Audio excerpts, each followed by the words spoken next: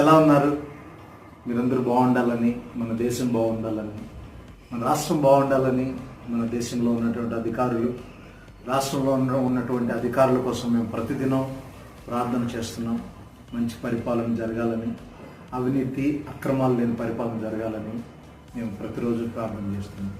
మీకు తెలుసా, యేసు ప్రభు మత్తయి సువార్త 22వ అధ్యాయం 39వ వచనంలో నిన్ను వలే నీ పొరుగు వారిని ప్రేమించు అని చెప్తున్నాడు. మన వల్లే మన పొరుగు వారిని ప్రేమిస్తే మనం ఇతరులకి హాని చేయం కదా, వారికి కష్టం కలిగించాం కదా, వారి మనసును నొప్పించాం కదా.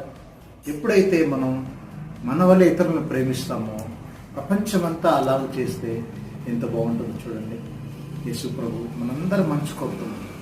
యేసు ప్రభు మనందరూ బాగుండాలని కోరుకుంటున్నాడు. యేసు ప్రభు ప్రతి ఒక్కరు కూడా ప్రేమ కలిగి జీవించాలని కోరుకుంటున్నాడు. అందుకనే కదా ఆయన సిలువలో మన కొరకు ప్రాణం పెట్టాడు.